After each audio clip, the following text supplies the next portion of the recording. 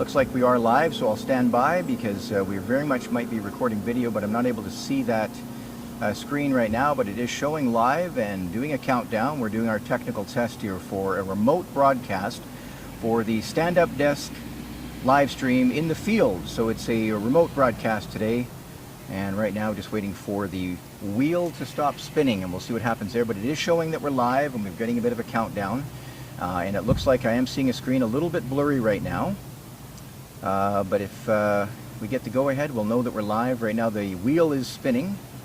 We have a great location here. We are at the temporary access pass checkpoint in Summerland.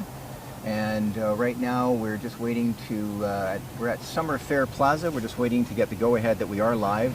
And I can see myself right now, but it's still a little bit blurry, so we're just double checking to make sure that you can see us at home and that we can see the chat. I don't see the live chat just yet, but I do see myself. So if we are broadcasting live, I just wanted to let you know my name is Eric Thompson, and I'm with the Regional Emergency Operations Center, and we've taken the broadcast on the road so we can take a look at what's happening with the temporary access pass checkpoint in Summerland. And so far, not very busy. It seems to be going smoothly. I've had a chance to talk to some of the people who are looking to get into their property for many different reasons, commercial producers, and checking to see how their property is, watering, checking freezers and fridges and a bunch of different things. So right now I'm waiting for the chat to kick in, and once that happens, then I'll know if anyone has anything to say. Had any questions. But over the next little while we'll be here, likely broadcasting till just after 2 o'clock, and at that point we're expecting a visit from BC Wildfire Service. Erin will be with us to talk a bit about what's going on. Well, I shouldn't say talk a bit about, she'll give us a thorough update on what's happening with the Bald Range wildfire. She'll also be talking a bit more about some of the other parts of this fire, other elements that you want to keep in mind, and one of them we talked about was that idea that if you're on an evacuation alert, now is a good time to prepare your property, clean any combustible debris away from the immediate perimeter.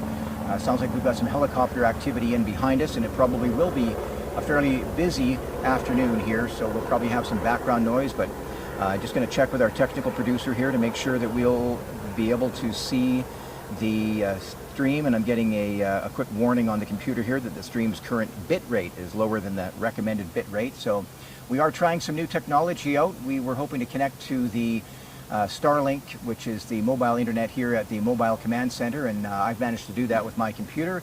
We have a technical producer with us and a producer, so we've got a couple people just like what you might have in television working behind the scenes to bring our stand-up desk live stream, is I think what we're calling. It's a pretty lengthy name, I'm going to have to shorten that, but anyway, to bring it out into the field, try something a little bit different. But it's important, I think, that people have a chance to see this temporary access pass mobile location, or the checkpoint, and see what that's all about. We've got a lot of people coming through, a steady stream I should say, but not super busy. So over the next hour or so we'll talk a bit more. We'll reset at 1 o'clock, but right now we're recording at 12:07 Pacific time, and we'll be talking a little bit about the temporary access passes, but also about the staged re-entry and where that's at. It's a process that's been worked on over the last several days since the evacuation order went into place for a large portion of Summerland, and then eventually all of it, including the rural area outside of Summerland, which is within the regional district of Okanagan-Similkameen. Of course, that is the electoral area F region, and Falder, Meadow Valley, and that area, Garnet Valley. You know, it's really, well, Garnet Valley is separate, but it's important for people who are watching, who are impacted by this wildfire, if you know people who are, and I personally do, and I want you to know that through the staged re-access or re-entry, it might be challenging for you if you see one neighborhood go in before yours. It's all based on safety and services, including utilities and wildfire. So it's done in a methodical way, but there are a lot of factors involved. So while I'm hoping that you can be happy for your neighbors who might be in, everyone who is watching this and who lives in this region and even outside of this region understands what you're going through, and certainly every effort will be made to get you back to some sort of normalcy, and I hope that works out for you sooner than later. Again, my name is Eric Thompson, and I am on location right now as part of our stand-up desk live stream, and I don't know if you can see, but I've actually brought a mobile desk with me, and it's just a podium basically, but we have been trying over the last little while to bring you a live stream, and in just a moment I'm hoping that I can announce for you, I'm getting a, what's that? You need my laptop? Okay. Do you need it to be plugged in? Okay, so what I'm doing here is I'm just passing my computer over to our technical producer. We have tried something a little bit different here for the very first time with our live stream, and that is to go outside the office, outside the Emergency Operations Center, so that we can bring you into this area, into an area many of you haven't seen for a while now, for about a week.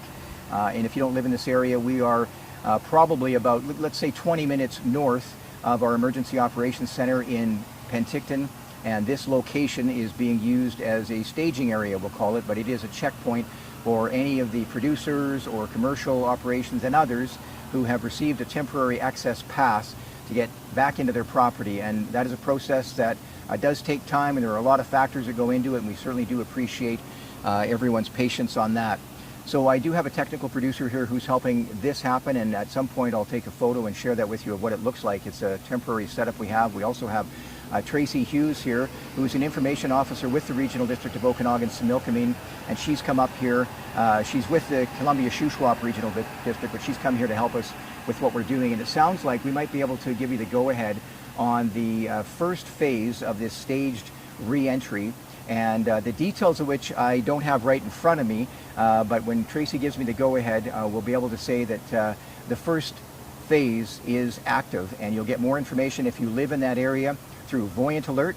You'll also read about it on the RDOS website at rdos.bc.ca, and then once we have confirmation here in the field, I will pass that along to you right away. And I'm just waiting for Tracy to give me a little bit more information, and while I'm waiting for that, because I want to make sure we have confirmation before we start talking about things, there is a boil water advisory, boil water notice rather, that's in place. It means it's basically mandatory that you do have to boil your water in once you do get into any of the new areas when that evacuation order is lifted. And normally what happens with an evacuation order, when it is lifted, the area will likely go into an evacuation alert. If you're in an alert, what that means is you do have to be prepared to leave at a moment's notice in case conditions change. And that means that you have to get prepared with a grab-and-go kit and all the other items that you might want to take with you if you're out of your home. I want to talk for just a moment about Emergency Support Services. That's ESS. The reception center is set up right now at the Penticton Trade and Convention Center at 273 Power Street. Volunteers are there to help people who are out of their homes and out of their property, and there are supports available. It's important, if you have been receiving Emergency Support Services support, whether that is accommodation or otherwise, that you do have to sign up to renew that and make sure that it continues on. And if you do have home insurance, you certainly should check in with your provider. Again, going back to being on an alert, if you're on an alert, you need to confirm with your provider in advance so you know what's going on. Tracy, are you able to give us any new information at all, or are we still waiting for confirmation? Okay, we'll wait for confirmation then and we'll move on.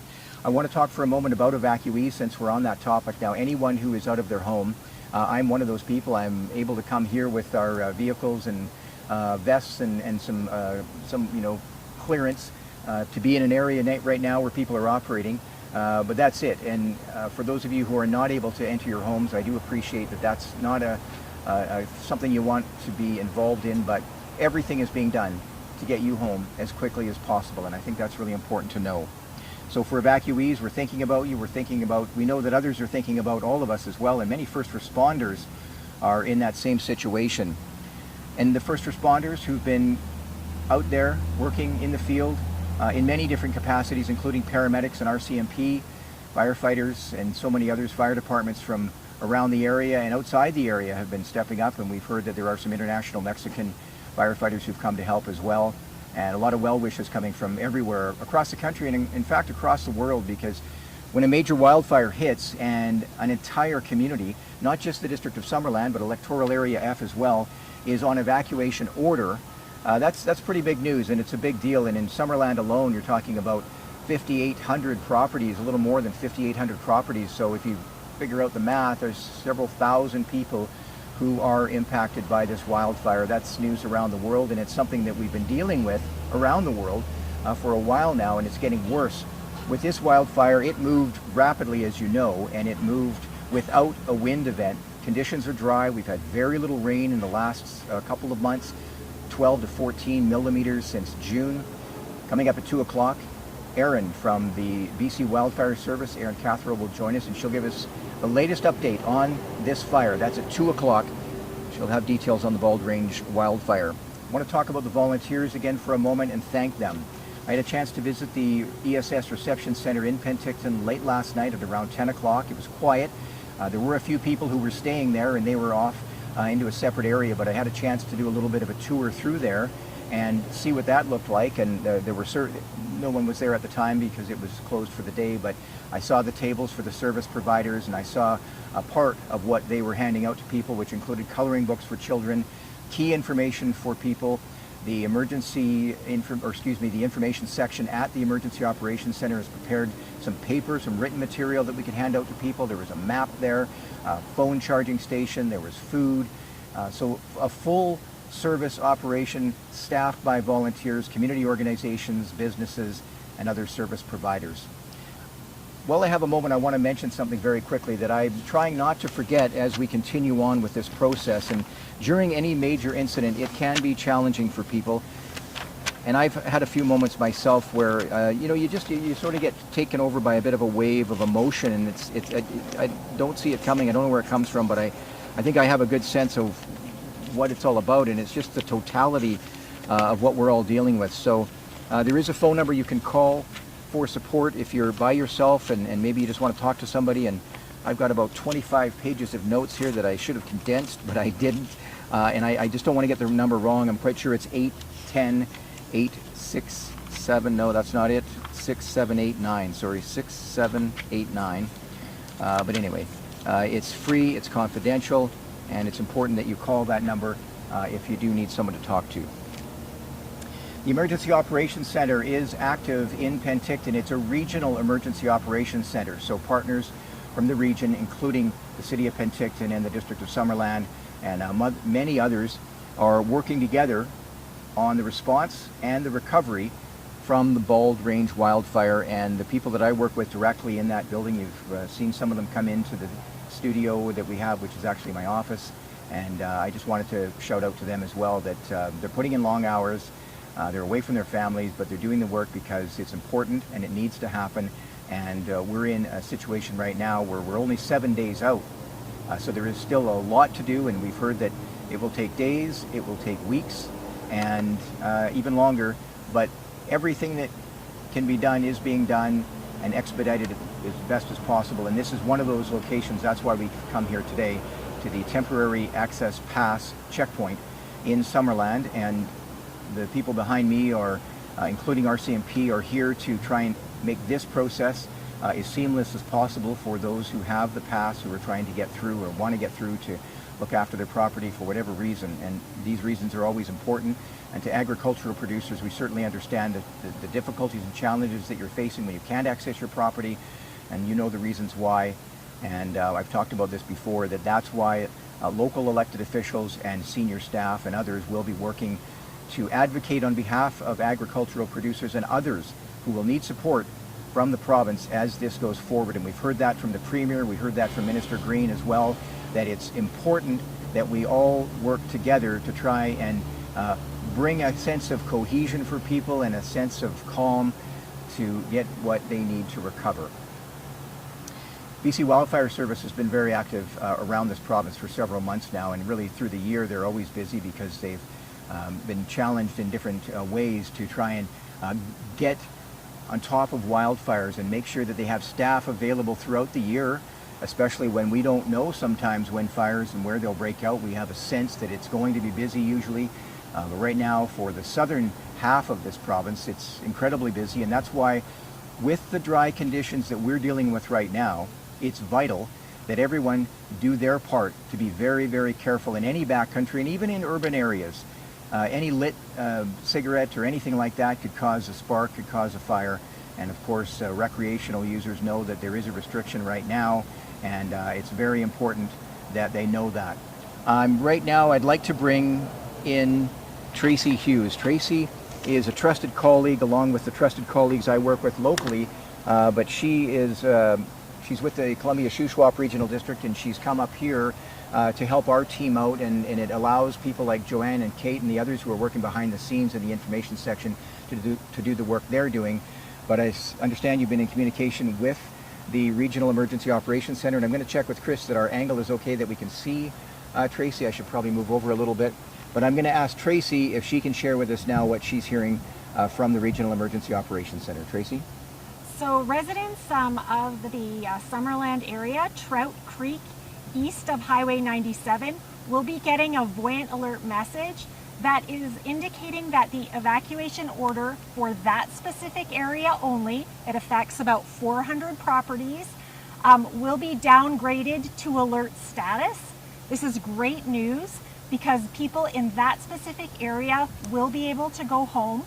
You can find out that specific information as to the boundaries of those areas on the RDOS website, rdos.bc.ca. So for that, I'll turn it back over to you. Okay, and I'll take your mic. I just don't want to lose it because you might have to go down to the staging area. So from what I understand, and do correct me if I'm wrong here, Tracy, but the plan, which as I've said, and I've alluded to it, and you do have to appreciate, I hope, that while we're working on plans, there's no opportunity to start sharing advanced details with anybody because of the confidentiality involved with people's private property. And also a real big part of these staged re-entries is that you don't want to give people false hope. If some information comes out that this is the date and time that it's happening, well, if it's not, then that's a real problem, and everything has to be in place. And right now we are at 12:20, and that's pretty good because the hope was that sometime around noon we'd be able to start the staged re-entry. We'll have Graham Stat with us at 6 o'clock with more details. We'll be talking throughout the afternoon. I'm planning to stay here at a remote location until about 2:30. After our update with Aaron from BC Wildfire Service, I'll head back to the office and get reconnected and try to get back on with you for about 4 o'clock for our live stream, and then by 6 o'clock we'll have more information from our EOC director, and both of them, hopefully Graham and Deborah. But when I'm back in the EOC, I'll be able to get more details on specifics on what will be the next area to go on as part of this, to go off, I should say, that evacuation order. And I want to remind you about the boil water in place now for anyone who's in this area, including where we are right now, but definitely in the Trout Creek area. So anyone who's going home, remember, boil water. There is a re-entry kit. That kit will be available at the school in Trout Creek Elementary School. There will be representatives there, and I believe members of council, including Mayor Holmes, Deputy Mayor Traynor, and others will be there just to talk to people and find out what their concerns are. People have feedback. Why did it take so long, they might ask. What's next? What's the district doing? Some of those questions your mayor and council can answer, some of them staff can answer.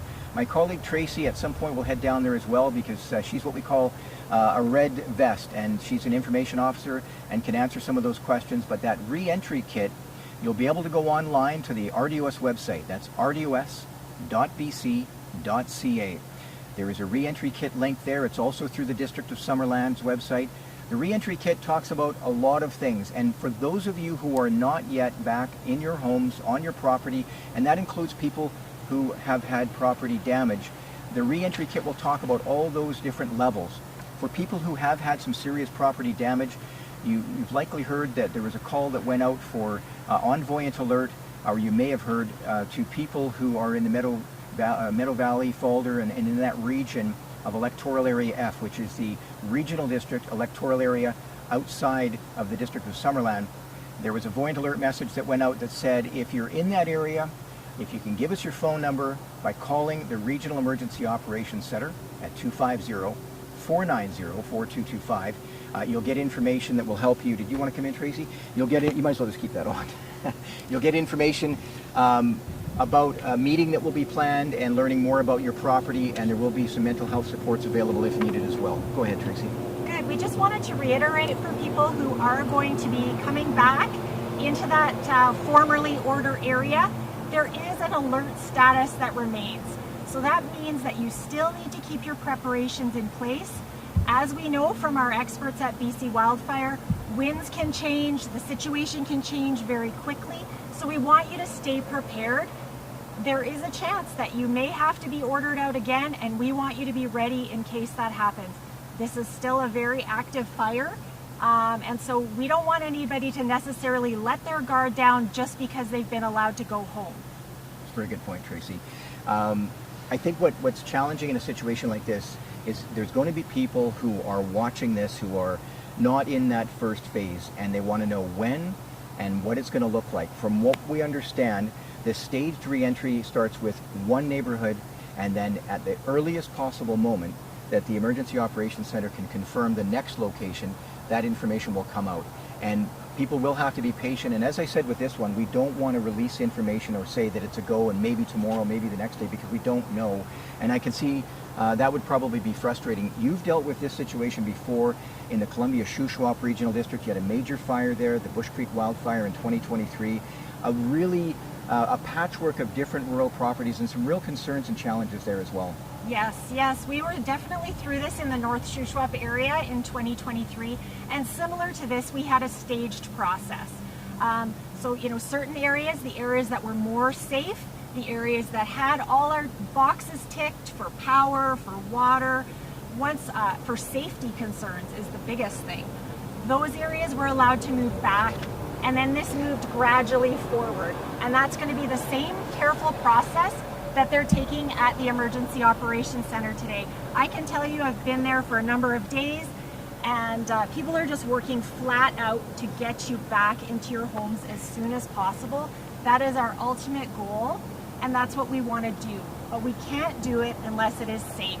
And so we're asking everybody to really stay patient, stay calm, watch for the information updates, and we will be pushing that information out. As you know, Eric has just been here trooping it for days and days now. We will be pushing that information out as soon as possible. Well, and as people have pointed out on the chat, there really is a big team behind that's doing all that work, that's allowing me to stand here and talk, and people like Tracy and Joanne as well, and the others who've come on, to get the information, to get the work done behind the scenes, to not only verify the information, but then make sure it gets online for you, and in some cases the printed matter. I know you dropped off the latest information releases at the reception center, and you were telling me that people were really, really happy to receive that, because now they have a piece of paper, a written information, rather than having to rely on a mobile phone, especially if they don't use technology that way. Yeah, 100%. We've really seen a lot of people who are at the reception center, and it's just, they're so grateful. It's just the spirit of gratitude. And I talked to some of the workers and I said,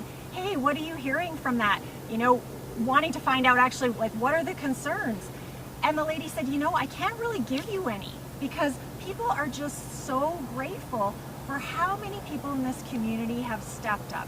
And I can verify that in the Shuswap, it was the same. The community came together, and I'm seeing that happen again here, and it's just so heartwarming. There's the chat. Can I trade you sides? I think we're okay. You can let that side maybe, and microphone's still okay there. This is really exciting for me as a former broadcaster. You want to tighten up a bit? Is that all right? We can just move out of the sun. Oh, out of the sun. Okay. You know what I'm going to do? I'm going to move our it's not really a tiny desk. It's more of a podium. Anyway, I'm excited about this because using technology in a way that can help get information out is great. But when we can take it a little bit further by being remote, we're testing it right now, and you're watching that. But I'm going to go to our chat and see if we have any questions, and I'm hoping our feed is okay. It might be a little choppy. We're using a couple of different platforms here, but I wanted to ask you, Tracy, as someone who's gone through that major wildfire and other emergencies, the challenge of seeing one neighborhood be able to go from an order down to an alert, which means that they can go home, and you're sitting in a different area, you're living in a different area, and you're not able to go home. Did you hear from people about that process and how that made them feel? And can you share your thoughts on some of the challenges around that? Certainly, I think people were, I think they were grateful to just start hearing that people could go home. Even if they couldn't go home, they knew work was being done. They knew progress was being made. It did get hard to wait, and I do want to caution some of those folks who have had damage and who've are in more highly damaged areas. This is going to take time. This is not going to happen overnight, and unfortunately we do have to have some patience. But I think people are welcoming and understanding, and you know, generally just happy to see progress and know that things are moving forward. Okay, some more important information for you to pass along. So I wanted to get confirmation, which I've just received now, that anyone who lives in Trout Creek is asked to go to Trout Creek Elementary. That's the staging location. That's where you'll get your re-entry kit. And it's very important that you have that re-entry kit so you know about the boil water notice that is underway right now is in effect. Details on your property, your fridge. Now, I don't have the exact information right now on how long power was out, but I understand in some areas it may have only been 5 to 8 hours, but that could be different in another neighborhood. But that's the type of thing we'll be putting out through the website, and it's important, again, if you're talking to anyone who is in that area, and this is something certainly, Tracy, I'm going to take the mic from you in a second and put it here so that you can go and make a phone call to our Regional Emergency Operations Center and let them know that what we need to do is confirm with people that the process for people who live in Trout Creek is to go to the school, check in with them only so that you can get that re-entry kit or find out how to access it online, and then what the other steps are that we might need people to know about. We want to make sure that when they go to the website, they're going to get the details and the buoyant alert notice that went out. There may be some additional details that we need to put in there so they know what the process is. Trout Creek Elementary School will be open until 6 o'clock for that re-entry, and as you know, the highway then will close at 7. So I'll let you step out if you don't mind. Doing some directing behind the scenes, I want to remind you about the little Osmo as well, if you can use that to get some what we're calling B-roll. We're trying to capture some of the images and different things that have been going on around this, because when this is done, when I say done, I mean when we're into an after-action phase where the local government and all of the people involved in this get together to talk about what went well, what could be done better, what was needed, and then also hearing from members of the public, which we have been hearing from. And I don't like to say members of the public, I mean you, my friends and family, my fellow neighbors and people that we know live in this region. We'll talk about what we could do better. And I'd like to say right now that I feel, having gone through this now, and we're still in the middle of it, and seen many of these before, emergencies, I'd like to say that this has gone as well as you can hope. There's always going to be challenges, and Graham's dad has talked a bit about that it's not always pretty, but what we do know that we have to do 100% is when people are going to go into an area, you have to make sure that they have, that safety is the key concern. That's got to be 100%, not 99, but 100. Other things, you know, you have to boil your water. We'll talk about fridges and what you do with any spoiled food, and just a multitude of things that you have to keep in mind. So a reminder again, if you are a resident of Trout Creek only, please go to Trout Creek Elementary School. That's the staging area where you'll get information about entering your home. And I stopped in there on my way up here briefly. We had an escort vehicle, and I did see some people who'd stayed behind, neighbors who chose to stay behind. And sometimes that happens during an order, and there's not much I can do about that or say about that, but it happens. And for those people as well, they may also want to go and check in and go to the school and talk to the representatives there and get some information if that's information that will be helpful to you, and I know it is. And it's also good just so they know that you're safe and you're doing well. So for those of you who are under an evacuation order, if your property's on evacuation order right now, what that means is that it is hoped that you leave that property because it's not safe to be there. But there are people who've chosen to stay behind and are now getting to the point where they need to get out of an area on an evacuation order to get supplies or whatever it may be. Because it's an order, and because of the way that works, if you leave your property, you won't be able to come back. But if you do need to leave your property, I think you have to trust the process and take care of yourself and certainly take care of your family. And the address list for all of the homes impacted, it's on the RDOS website. So that list that you're going to get is on the RDOS website, and it's for Trout Creek residents. Now this is important too, only residents of the Trout Creek proper area, and that is the side on the east portion of the highway, east side of the highway, would be available or open now to those residents to come home. You will remain on an evacuation alert at the moment. Now this wildfire, as you know, is extremely large, and we've been using terms like not unprecedented, because I don't think there's any such thing anymore, but we've been talking about volatile and a lot of unknowns. So if conditions did change, it's important that you remain vigilant. We talked earlier about fire smarting your property, and I know when I left my home I thought about that, and had I done enough to clear away that combustible debris and anything else that might be a problem, and I certainly felt somewhat confident that I had done that, but I think we can always do better. So if you are back in your property, just as a matter of course anyway, whether it's from this wildfire or any other potential wildfire, make sure you do that. So again, the staged re-entry is now into phase 1. We've got the first neighborhood in, and everything was done to make this happen as quickly as possible. There will be a lot of elements that people have to deal with right now, whether it's your fridge that may have had power off for a while, and I'm not sure what that state is. And for those of you watching in other areas, please know that emergency professionals and all the agencies involved are doing everything they can to expedite the process to get you and your family back to your home, back to your businesses as quickly as possible. There is security and police, RCMP in this area, private security and many others in the region to make sure that no one who's traveling on the highway is coming into this area. And with that, I want to remind people that if you're traveling on the highway, it's open between 7 a.m. and 7 p.m. And now that barricade will change slightly with the opening of Trout Creek, so please be respectful of that barricade. Remember too, if you're coming here to the temporary access pass area, if this is the staging area, the checkpoint, that you do need to come at the time that you've been given, because if people come early, we certainly don't want a situation where it's backing up onto the highway. And as I can see right now, it doesn't look like that's happening. It's been pretty calm, and it's orderly. Everybody's been really friendly. I've had a chance to talk to a few people that I know, who was nice to see and catch up with again, because we've all been out of our homes for a long time. So you'll want to give people grace. You'll want to be calm and everybody realizes there's going to be frustration. But it's important to understand that your frustration about being out of your home, your frustration about the fact that there could be crop losses, there could be other impacts to your property. Remember that it's due to a wildfire. It's due to trying to keep you safe. It's not because any individual wants to impact your property. So taking it out on any of them, and I'm not saying anybody is. I think everybody's been incredibly respectful, but sometimes people get short. We hear you, we see you, and I mean that in all seriousness. It's not a catchphrase. People hear you. They hear when you send a note on the chat. And with that, I'm going to go to the chat right now, because I haven't had a chance to look at the chat. So it says here, I'm going to see someone's asking about the school. Okay, will children be going back to school? Well, right now, and certainly I don't speak on behalf of the school district, but today, we're in the middle of August. I don't even know what the date is, the 14th of August.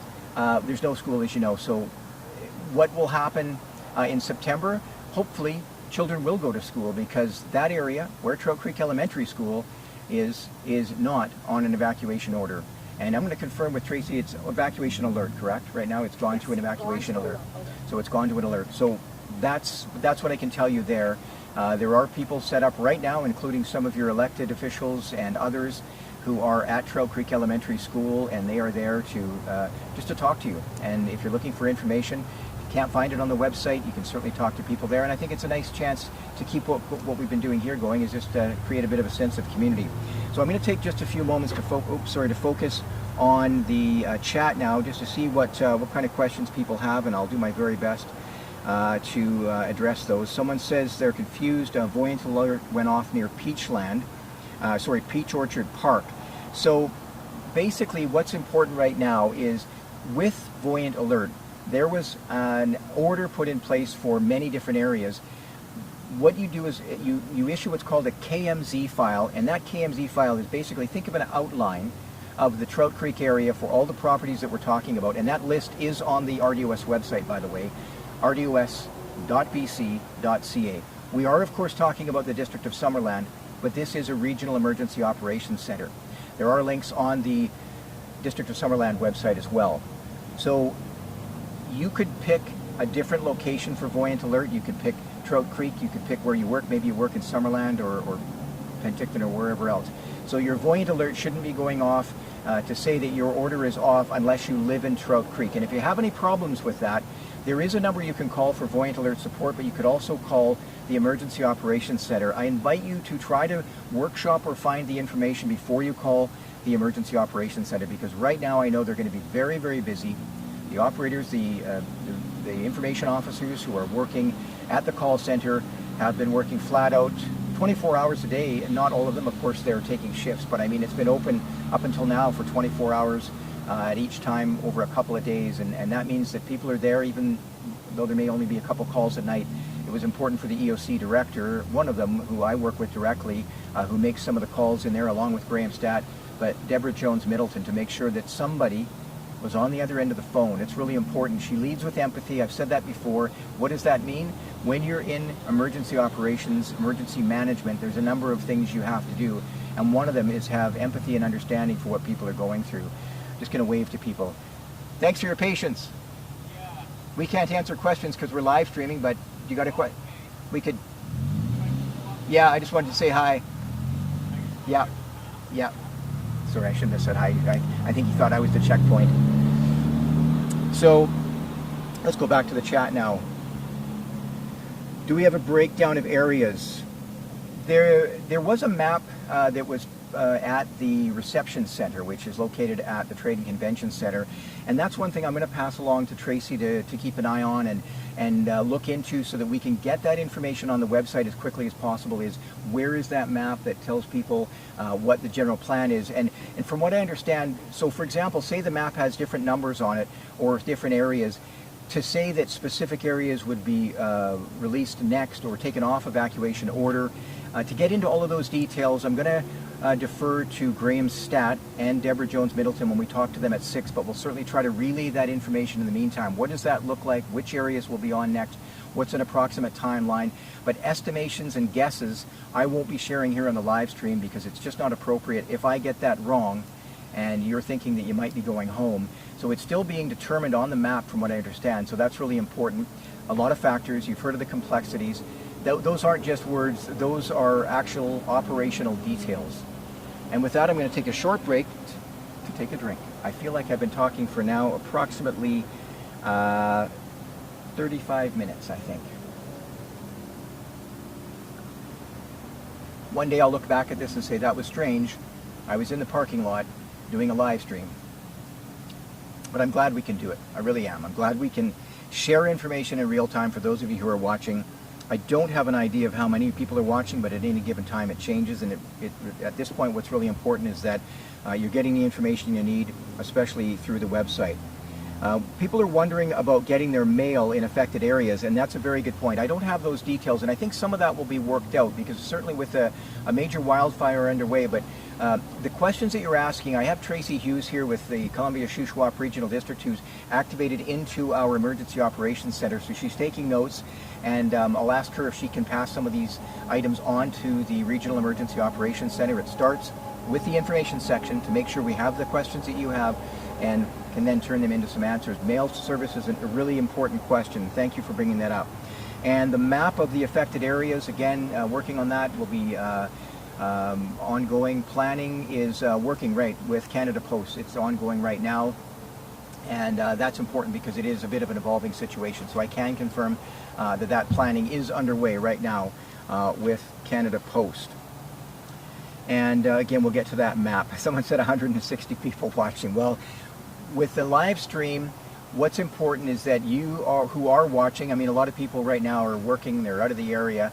It's important that people get the information, and if they hear someone is in Calgary, for example, and they're not able to watch, they can certainly go back to the live feed and see what was shared with them and watch in real time, as Tracy announced here live on our live stream, that Phase 1 of the staged re-entry is now in place. And that means that residents of Trout Creek can go home, and they're asked to, any of you who are in that area are asked to go directly to Trout Creek Elementary School. When you're on the highway, you'll need to remember that regardless of whether you're going to Trout Creek, if you live there, certainly other people who don't live in the area are asked not to be in there. So we don't have any traffic congestion, so we don't have any people in there who shouldn't be in there. Remember, Highway 97 east, so only homes in the Trout Creek area east of Highway 97 are now open. Now the reasons behind why the other side isn't, I'm going to ask Graham Stat to talk a bit more about that later on, and I'm going to talk to BC Wildfire. We'll have an update from BC Wildfire at 2 o'clock this afternoon. Erin Catherall with BC Wildfire is in this area working at the command post, and she'll join us for that. I think I'm going to take a short break for just a moment, get a few notes in place, and then come back with a reset where we can provide for you a bit more information about what the staged re-entry means for people who are in that zone right now, that first phase, which is Trout Creek, and what it might mean for others. But I'll leave you with this for a moment. And I'm going to remind our technical operator here if he can mute the mic when I take a break here. I might have to get you to come over here, but what's important is that you check out the re-entry guide. So no matter where you are in this region, if you're under an evacuation order or even an alert, familiarize yourself with it. Take a look at it online. You can find it on the RDOS website at rdos.bc.ca. There's a link as well on the District of Summerland website, and that's for people in the entire region of the regional district. So it's the regional district, District of Summerland. Look at that map and look at the re-entry guide to see how your property is impacted. When you're on the RDOS website, there's a link for the interactive map, and that'll show you the current alerts and orders that are in place due to the Bald Range wildfire. My name's Eric Thompson, and I'm here with a crew of 2 who are helping behind the scenes. Our technical producer, do you mind if I mention your first name, sir? He doesn't mind. His name is Chris, and he's a person who knows technology and can take some great pictures and video, and was able to get us online out in the field here at the temporary access pass checkpoint and try something a little different with the technology, but also give you a little window into the area. And I'm also here with Tracy Hughes, who is an information officer, but for all intents and purposes for today, she is the on-site producer, and I really appreciate her being here to help out. One last thing before I take a break is I want to say thank you to all of the elected officials throughout this region, and at the higher level, or the other level, I should say the provincial level. We had a visit from the Premier, Minister Green, MLA Boltley was here as well in this area, talking to people who were impacted by the wildfire, talking to some of the first responders and volunteers. And I did hear from Graham, you heard that live, that it's not a photo op. The Premier's office specifically didn't want to get in the way, didn't want to interrupt what was going on.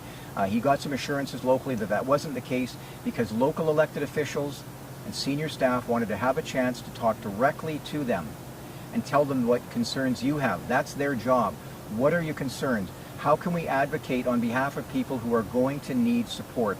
Agricultural producers in this region make up a lot of this region, a great portion of the people in this area, and I know many of them myself.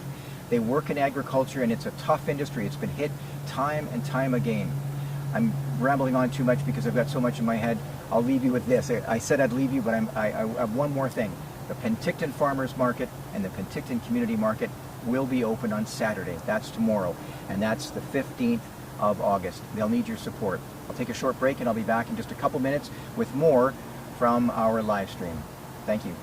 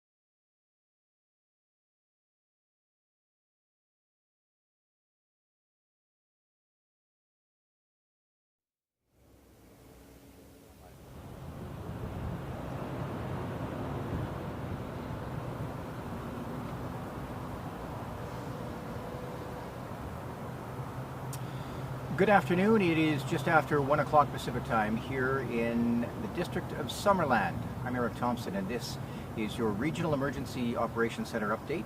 And we are at our live stream remote location, and we have a remote stand-up desk for this one. And I'm here to talk about the staged re-entry. The first phase underway right now with Trout Creek, and it is the east side only, east side of Highway 97. I want to mention a few different things, and then I'm going to bring my colleague Tracy in to talk a bit more about this staged re-entry. But first of all, a reminder for those of you who are traveling in the area or who might be traveling in the area, Highway 97 in this area, so north of Penticton and south of Peachland, is open daily now from 7 a.m. to 7 p.m.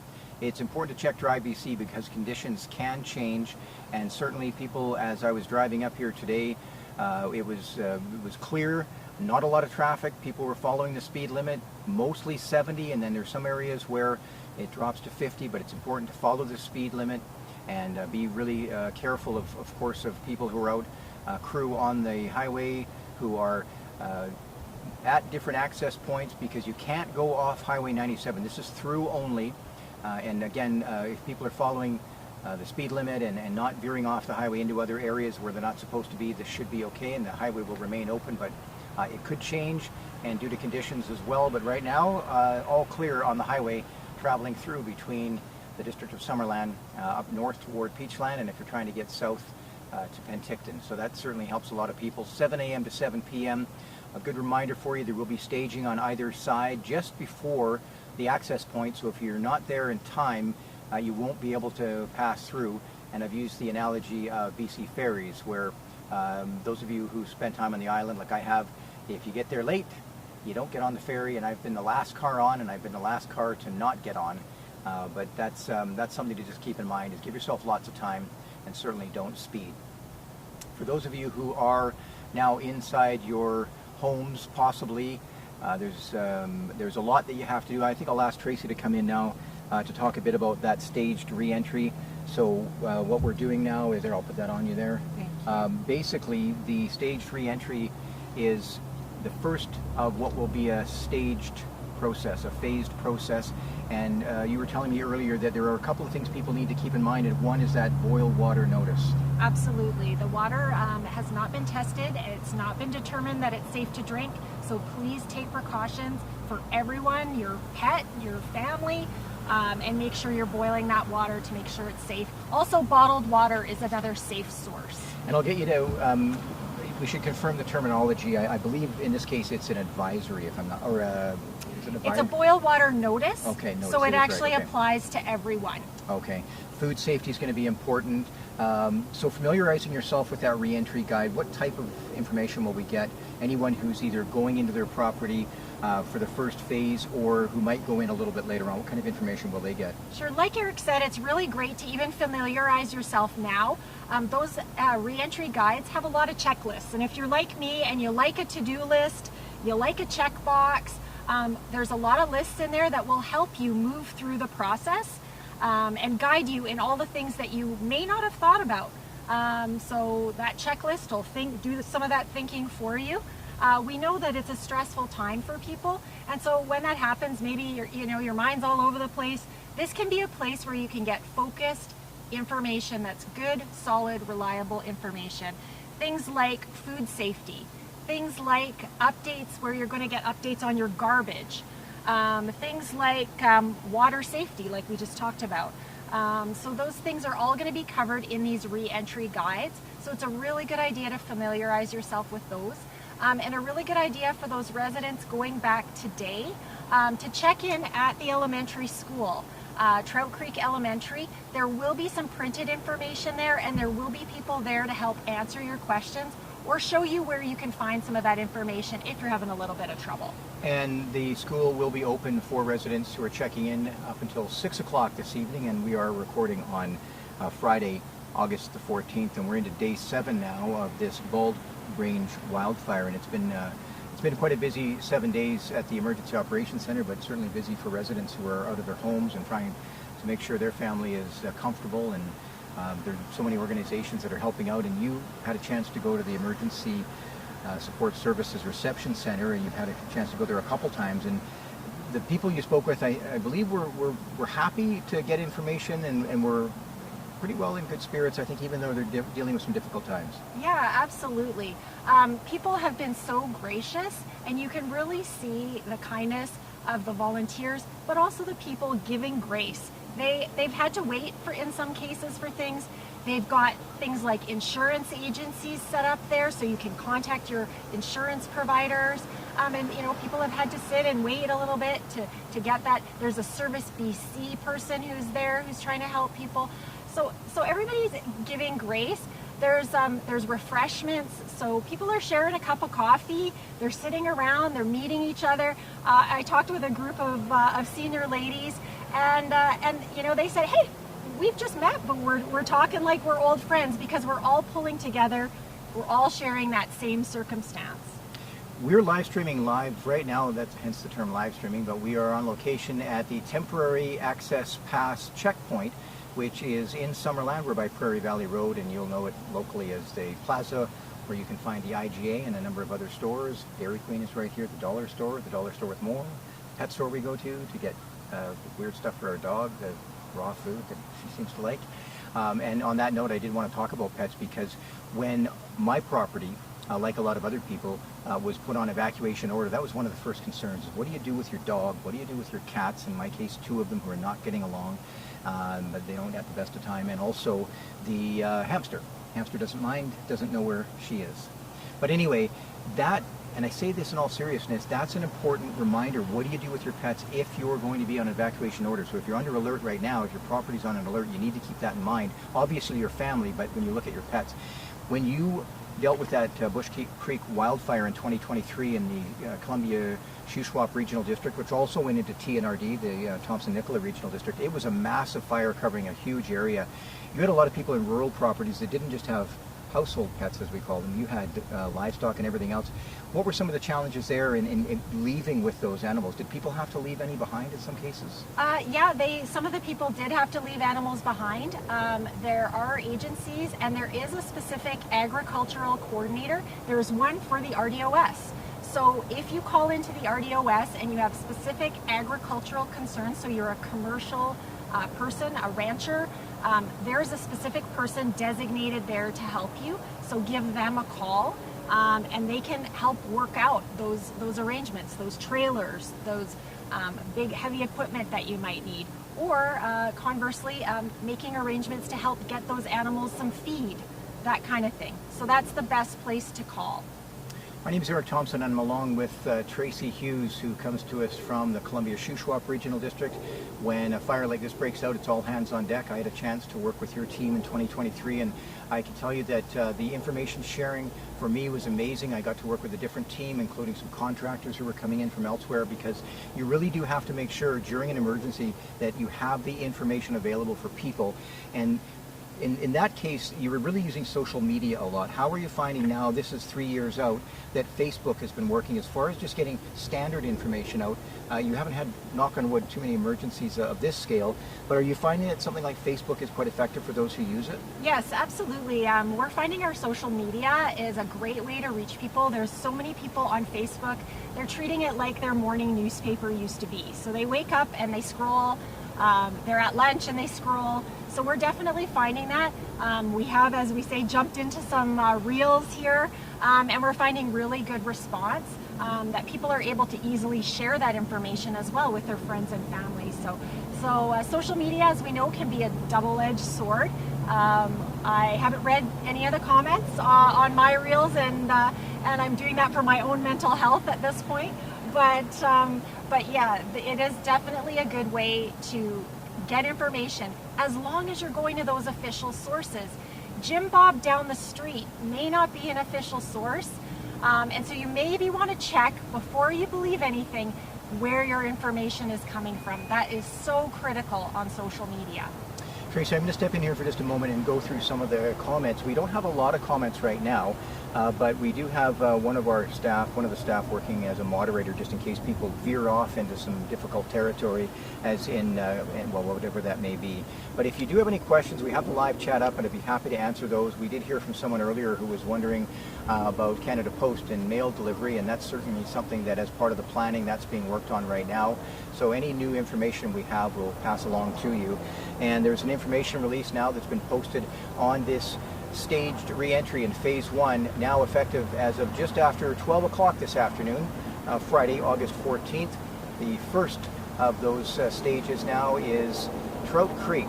So it's the east side of Highway 97. So those of you who know the area will know that by the bridge, coming into Trout Creek and then down to what's often referred to as a campsite, which is an RV park, and that area now is open for those residents to go home. If you're traveling through the area, remember the highway, the through part of it is just a through part. You can't stop and go into some of the neighborhoods. When I came in here today to this temporary access permit checkpoint, there was a person who was being turned around because I think they thought maybe they could get in. But of course, with a lot of people, safety is key. So if you're in this area, remember, if you have a time that's been given to you, which you would, for your temporary access pass, stick to that time. We're hoping that there won't be a big lineup of people that could cause some challenges on the highway. And for those of you who are now coming into the area to go into Trout Creek who live there, remember to check in at the school up until 6 o'clock, and of course check that re-entry guide out. There will be some paper copies and you can go online. If you don't live in this area, it would be really helpful if you don't go into Trout Creek. There are people who are living there and trying to get back to their lives, and certainly any extra traffic is not really welcome at this point for many reasons. I know members of the media might want to go in there, and that's a different story, and it's always helpful if they check in with the information section at the Emergency Operations Center. That number is 250-490-4225 to make sure that the team can get the information that you need. It's really important that I mention right now that Joanne and Kate and the team working in the information section are doing a lot of work behind the scenes to make sure that all of the elements that were put together by planning and logistics and operations and all the other sections, policy group included, with some input on what we're doing here today, are really key to what's going on to make sure that information is consistent, it's verified, and that it's put out in a timely manner. So we do want to extend our thanks to those people working behind the scenes. And the information release I mentioned that went out was issued effective 12 o'clock today, and it basically says that the evacuation order for Trout Creek on the east side of the highway, that's Highway 97, has been partially downgraded. That means just that region east of the highway has been partially downgraded to an evacuation alert. Anytime your property is on an evacuation alert, you do have to be prepared that conditions can change at a moment's notice. Many of you might be wondering about the wildfire. We'll get an update at 2 o'clock from Aaron Catherall, who is with BC Wildfire Service. The evacuation alert is in effect now for Trout Creek. It remains in effect for the east side of Highway 97, and that's Trout Creek. East side of Highway 97 remains in evacuation alert status. I'm just looking at the information release here for a few other details, and then we'll try to get back to any questions if we have them. The boil water notice remains in effect, so if you are in your home or in the Trout Creek area now, please keep that in mind. You must continue to follow all the public health advisories. If you go onto the RDOS website, you can get the document that I'm speaking of here, the EOC update, and that's at rdos.bc.ca. Now, residents may encounter some emergency personnel. There could be utility crews and recovery teams working in the community, and that's why it's really important to be careful in that area. Watch out for those people. Drive reasonably, and of course in Trout Creek it's a smaller area. It's important no one's speeding through there, and especially on the highway as well. Residents are encouraged to stay informed through a number of different websites. One of them is the District of Summerland. The Wildfire and Reentry Information and Reentry Guide is posted there. The Regional EOC and the RDOS, which is where we're stationed out of, the Regional EOC in Penticton. And there's reentry information on both websites.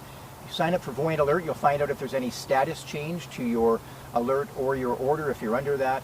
And anybody else who lives in the area, a reminder to sign up for Voyant Alert. You can receive notifications through email, text, or phone.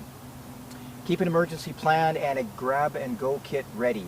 Planning for your family. If you have to leave the area, we'll take the stress away. And believe me, I've lived through it now. I certainly wasn't being chased by flames, but I had to leave the area because when that additional evacuation order was put into place, I had to leave with my family. And having some semblance of plan, which I did, which I will now work on and improve, really did help a lot. Highway 97, just a reminder that the access in and out of Trout Creek, excuse me, on the east side of Highway 97 will be open, and that's in both directions from Arkell Road at Highway 97, and the closure locations will be moved. That closure location for the highway that's open between 7 a.m. and 7 p.m. So that will move now that Trout Creek is open. Those of you who might be joining us from somewhere else, Trout Creek is what's called an alluvial fan. So if you look at the map of Okanagan Lake, it's on a dog leg, so it goes up and then it goes like that, and Trout Creek sticks out into it, and it's right around the area of Trout Creek. I'm going to make just take a quick call here. I'm just on the live stream right now, but I see you're calling me, and I'm thinking it might be important, and I'm wondering if maybe you can send me a text, and then I can share some information with you, unless you have something. Okay, thanks. Yeah. Okay, thanks. Live TV, or whatever. Would we call this TV? We're TV on the internet. Anyway, when I see a phone call like that, I'm thinking that could be important, even though I'm live on the air. I am still an information officer working within the information section along with Tracy. Our section lead today is Joanne, and she's been doing a tremendous job at rallying the troops, keeping everybody moving in the same direction along with Kate. And weekdays, when we're not involved in an emergency, Kate, Joanne, and myself work in communications and engagement. We're also involved with intergovernmental, which means that there are a lot of things to do in local government. When an emergency happens, what happens for local staff in the local government is that you have to shift gears, and we've done a lot of training over the last couple of years, and that really does make a big difference when something like this happens. And because it's a regional emergency operations center, what that means is that we all have to work together. Right now, Chris is saying I'm offline. Oh, we went offline for a moment, but we're back again. So we'll see if all is well. I'm just going to turn around and take a look here. Got a very large helicopter going overhead, and that one would be picking up water out of the lake. And that's an important reminder that if you are on Okanagan Lake, remember that there are aircraft in the area, and they will need to access the lake. And I'll just wait for that helicopter.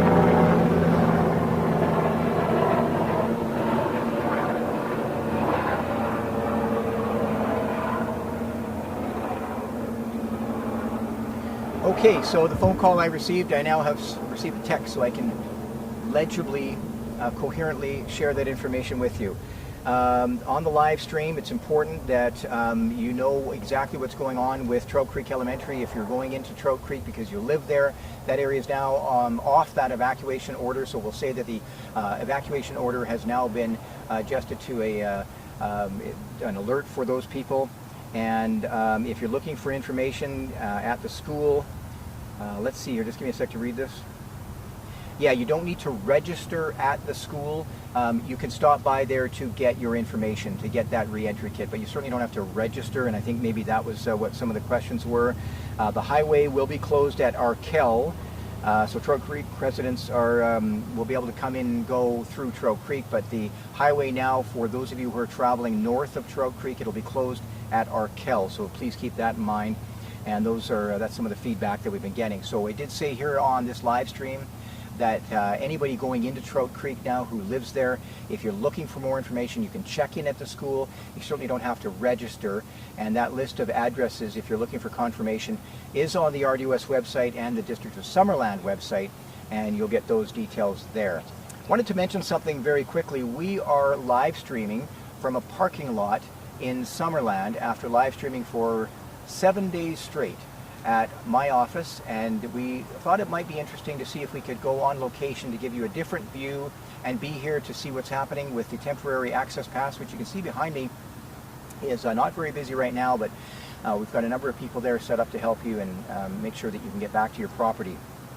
Just wanted to mention something that's really interesting about technology now. We're able to do this We're using Starlink, and we're also using, are we using full-on Starlink right now? We're using two things. So my computer right now that I'm using is on Starlink, but then we're also using cell service, I believe is what Chris, our technical operator and camera operator, is using.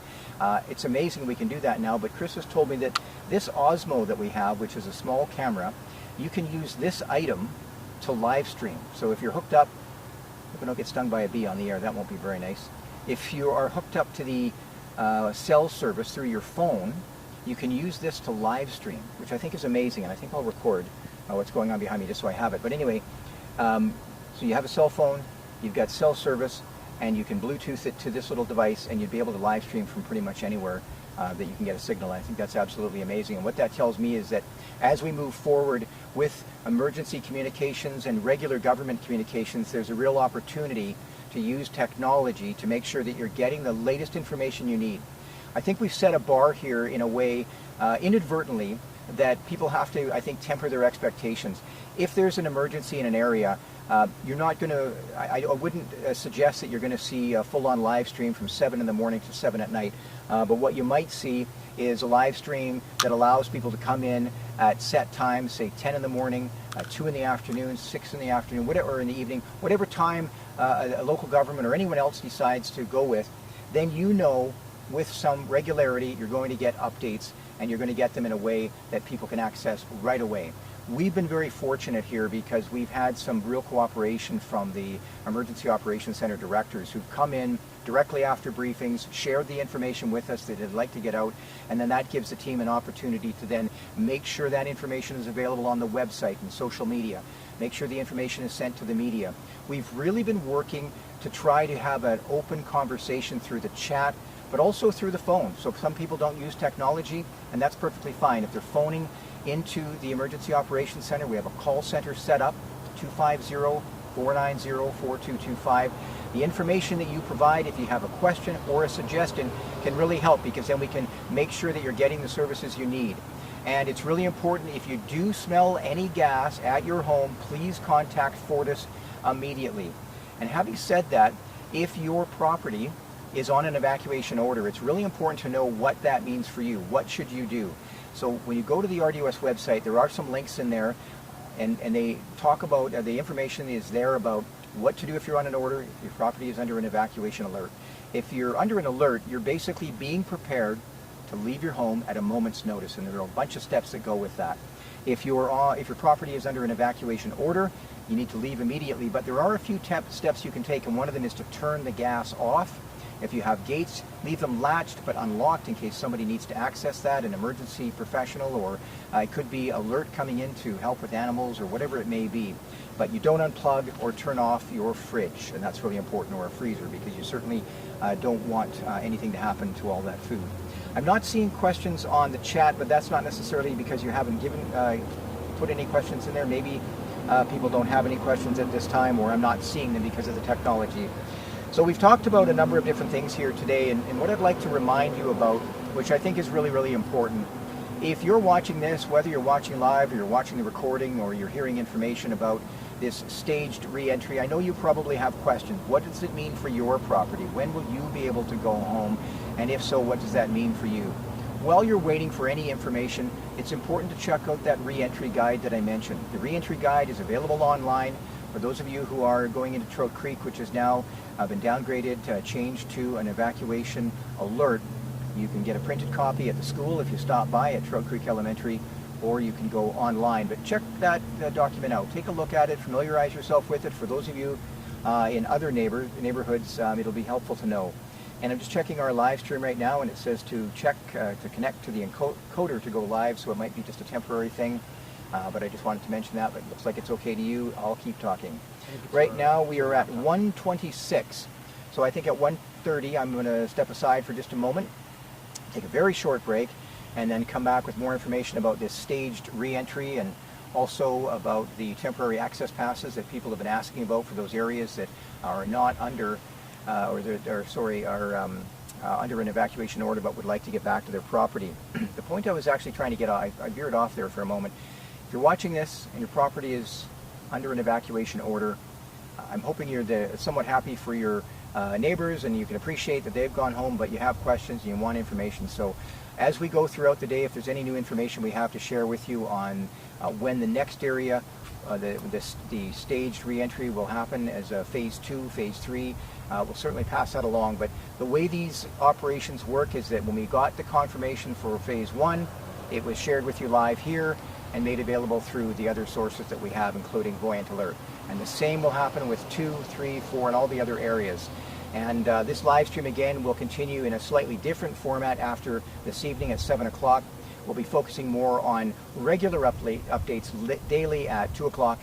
And as you can tell, because I'm starting to lose my words, I've been going for about 7 days. I'm going to probably take a break tomorrow. I am going to take a break tomorrow. My colleague Tracy's going to step in to do a 2 o'clock and a 6 o'clock update on Saturday, August 15th. I'm going to spend some time with my family and check out the farmers market, because I have some farmers I haven't talked to in a while.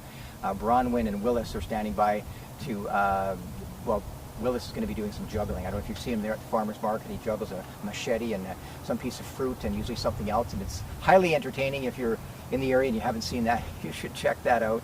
The community market is on, and then of course all those businesses throughout this area, these businesses in Summerland and the region that have been had to leave their homes and businesses will certainly need your support in the days and the weeks ahead. And of course, as the status of these evacuation orders changes, people will be talking a lot about what happened here, and looking for support and looking for your support to help their businesses continue and to thrive. I'm going to take a short break, and we'll be back in just a couple of minutes. At 2 o'clock, BC Wildfire Service will be here with the latest on the Bald Range wildfire. Thanks for joining us.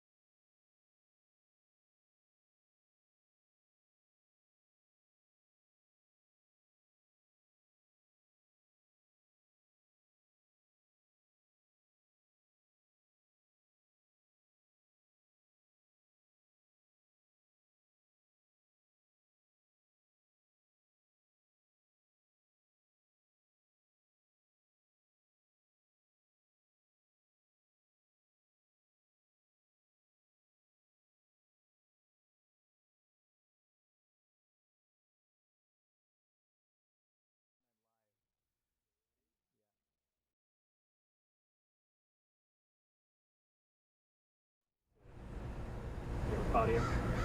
Testing 1, 2, 3, 4, 5. This is Eric live on location at the temporary access pass checkpoint. And I believe we're going live in just a moment. It looks like we are live. Hello, and thank you very much for joining us. So I've worked on some things. We're workshopping this live technology live for you. So those of you who are watching, like the person who just sent us a note on the audio levels, we've fixed that. And it was actually our technical operator who fixed that, but we've also been confirmed by somebody. And I've got to read this because I think it's great. It's the kind of feedback we're getting to not only answer questions about re-entry and all the other issues that go along with it, but to do with this live stream. And it's really been a proactive, collaborative type of thing. Oh, I've got to turn that off. So I wasn't getting the chat on my computer, so that's why I have my phone now, so I can talk a bit more with you about some of those questions. But this person, and I do appreciate the feedback, said that might not be noticeable to most. This is an audio person, but the right audio channel has a fairly high noise floor. And the hiss is at around, is it 8 kilohertz, I believe? And we've fixed that, so thank you for your feedback. But I think that was identified by the technical operator, Chris, as well, so thank you very much. But on a serious note, more serious note, I have heard that now there are 50 cleanup kits that have been donated or delivered by the Salvation Army. That's 50 different cleanup kits, and they are at the Trout Creek Elementary School, and they're available for residents. Limited supply, but there are 50 of them, and we'll share that with you right now. So if you're in the Trout Creek area and you're going back in, you don't have to register, but you can certainly stop by the school, maybe talk to some of your neighbors. And if you have any questions, I know members of council are there, along with staff from the Regional Emergency Operations Center in the District of Summerland as well, to answer your questions. And I do have to shout out the school board, school district, for making that school available in the gym so that people could go in there, get out of the weather, get out of the heat, and have a place to go. There's a washroom available. And I happened to be in the phone call when Graham Stat made that phone call, and it was a yes, no problem. And when I hear a phone call like that, I think, wow, that's cooperation. So anyone in the Trout Creek area on the east side of Highway 97, you can go to Trout Creek Elementary and get more information. There are paper copies of the re-entry kit. And before we continue on, in just a moment, I'll bring Tracy Hughes back in to talk a bit more about what this re-entry looks like for today and what it will look like as we go forward. And certainly at 6 o'clock, we'll have more on the plan from Graham Stat as he joins us for our 6 o'clock update, which will be back at the Emergency Operations Center. I wanted to talk a little bit about those of you who are still on evacuation order. I can understand and appreciate, I can't understand, I shouldn't say that because I don't. I know what it's like to be on an order, to have your home be under an evacuation order and not be allowed to go home or able to go home. We've talked so much about the complexities of getting people back into their home and the need to make sure that we're 100%, the Emergency Operations Center and everybody involved is 100% sure that your safety is guaranteed, and I shouldn't say guaranteed, but anyway, you know what I mean. People are thinking about you. The staged re-entry will happen as quickly as possible. I think at this point I'll bring Tracy, and if you don't mind, Tracy, we'll talk a bit more about what we've heard today, and I'll go through some of the comments. I'll probably jump in a few times with some questions. Yeah, but, no worries. I just did want to let people know there's going to be a special garbage-only curbside collection, so that's for the residents that can return. That's going to be held tomorrow. So tomorrow, Saturday, August 15th, up to 2 additional bags of garbage under 25 kilograms each will be permitted to be placed that date only beside your cart, free of charge. So for those residents, we know that there might be some things that you really have to clean up in a hurry and you'd like to get them out of your home. That's available tomorrow, and that's only for those residents, of course, who have returned. Excellent. I'm just looking at some different questions here. I did get one from a member of the media who was wondering what time Trout Creek residents can start going home, and that is right now. It opened the order was downgraded to an alert for Trout Creek east of Highway 97 just after 12 o'clock today here on Friday, August 14th, and they'll be able to go home, but the highway, of course, will close. So ideally, people are getting in there by 6 o'clock. That's when the school's open to receive anybody who wants to go in there. There are those 50 kits I mentioned from Salvation Army if you have to do any cleanup. There are people there you can speak with, and some information packages as well with those re-entry kits. Now, you worked on the re-entry kit with the District of Summerland and the information section. What kind of information can we expect to see in there? I'm just going to step out and look at some of these comments. Yeah, you can definitely expect, and as Eric pointed out, it's been all hands on deck. As he said, I've come down from the Columbia Shuswap Regional District in 2023. When we had a fire, Eric came up and helped us, and it's kind of in that spirit of neighbors helping neighbors, that info officers help info officers in times of need. And so we've been working hard with the District of Summerland staff to get that reentry guide out. There's a lot of information there that's really useful, and even if you're maybe not in the area that's going to be going home right away, please just read the information, prepare yourself, because this is going to come for you. Your order will also be downgraded at some point, and you will be able to go home.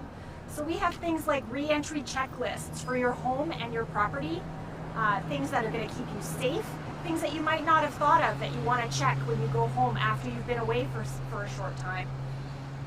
We've got water safety and water use information. There's food safety information. And if you're looking for additional information on food safety, the Interior Health website, they're the source. They have a lot of information, things about possibly spoiled food.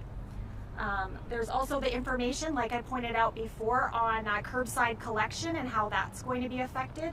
And also keeping things safe from wildlife, because of course everybody's been disrupted with this fire. There may be some wildlife that you're not used to seeing in your area, so there's information about that. Again, there's a boil water notice. We want to keep pushing that. Please do not drink the water without boiling the water for a full 2 minutes or using an approved source of bottled water. So with that, I'm going to bring Eric back on here. Taking a look right now at the live stream on my phone and just trying to get it to load so I can look at whether we have any questions, because the questions weren't loading here. So if we look at what people have to say, we'll find out in just a moment once it loads up. But you know, there will be a lot of questions, I think, for people not only from Trout Creek who are coming into their homes now, but also for people who are you know, waiting for the evacuation order to be lifted or downgraded in their area. That re-entry kit, I think, is really important if you've got the time now to take a look at it and read it. And there may be some questions that you have or information that's not available. And that's certainly a good time now to get feedback, and that can be updated online, because it is a document that's online and can be printed again if you need more copies. Absolutely. It's going to be a living document. There's going to be updates added. I think those web pages all note that there will be updates, so they're good ones to bookmark and go back to and check out if there've been any new information added. Okay, I'm going to take a look at the chat here, and yeah, someone's talking about the IGA parking lot. As you can see behind us there, it is full of cones, safety cones, and set up for this temporary access pass checkpoint.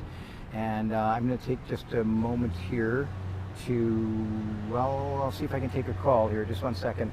Hi there, we're just on our live stream. Can you text me any information you might have? Or if you could go back over question, the change in status from evacuation order to evacuation alert. Did you want to join us? That is a common be procedure on the phone, that maybe? will happen with all okay, your just fires. Give me 1 second. No, that work? Okay, just 1 second. Sorry, sorry about That's that. all right. We've got a little bit of audio, cross-audio issue well, here. I just wanted to say, you know, right now I have with me, and I'll put the phone here, Deputy Mayor Traynor from Summerland is down right now at Trail Creek Elementary School. I'm stepping out on the edge here to put our elected official on. And there's Shane Houlihan from the RDOS who's coming to check on things. So Deputy Mayor Traynor, I know you had something that you wanted to share, and I've got the microphone close to the phone. Can you tell me what you had, what's on your mind? Oh, just 1 second. I got to put the speaker on. Sorry about that. Okay, go ahead. So as you know, the evacuation order has been lifted for the east side of Trout Creek. So that's Highway 97 East. That's the lake side. And we are standing here, we're at the corner of Nixon and Johnson Street, and we're welcoming residents as they come back. We have a re-entry package with information about garbage, water, and any other questions residents may have. We also have district staff at the school, and they will be here until 6 o'clock to answer any residents' questions. One thing that we are telling residents is that there are several bears down here in the area, so we're just telling everybody to be careful of that. But yeah, we're just slowly welcoming people back and making sure that their questions are getting answered. You have other members of council, and are they there with you as well? Yes, they are. The mayor is here. We've got a couple other councillors. We're trying to man all of the intersections as best we can and, just greet everybody as they come back in, ask them where they live, give them a package. The other thing is that the Salvation Army just dropped off cleanup kits. So we have 50 cleanup kits available at Trout Creek Elementary in case anybody has anything in their house that needs to be cleaned. Most of the houses down in Trout Creek are fine, but you just never know. So that is available if residents want one. There was some talk earlier, we had a text that said people thought they might have to register before they go home, but they don't have to register, but it's more of a courtesy if they want to stop by and talk to staff or talk to elected officials and ask questions. Is that right? Yeah, it's just like more of, they don't have to register. The order has been lifted, so people can come back as they want to. One question we are getting is people that live down in Trout Creek, again on the east side of the highway, are asking if they can have family members come and stay with them, and of course they can. That's totally fine. Yeah. Are you what was the other question you asked? Well, no, I was just wondering if you're finding that you're getting a lot of other people in the area who don't live there who might just be looking around. No. Okay. No. We're pretty much we're monitoring as best we can everybody coming in, but so far it's been residents, and they are all very relieved to be home. And I'm really excited for the rest of Summerland to be able to come home as soon as possible too. I know the district is working on that as fast as they can. That's Deputy Mayor Aaron Trainer speaking with us from Trout Creek Elementary School, where residents are stopping by to probably say hello to some neighbors they haven't seen in a while. Is Mayor Holmes available? And I'm just wondering if he might want to speak with us, because I had a few questions for him as well, because I know he's been getting, he's been spending a lot of time, as you probably have, at reception centers and some of the other places. And some of the feedback that Mayor Holmes was telling me earlier that he was getting was just the questions around when can we get home, and what's the fire doing, and that kind of thing. And I think it's really important for people to remember that any information about the wildfire is going to come from BC Wildfire Service, and this staged re-entry right now is a process of making sure that it's safe for people to go home. And Mayor Holmes is going to join us in just a moment. Mayor Doug Holmes, who is the mayor of the District of Summerland. Doug, are you there by any chance? Mayor Holmes?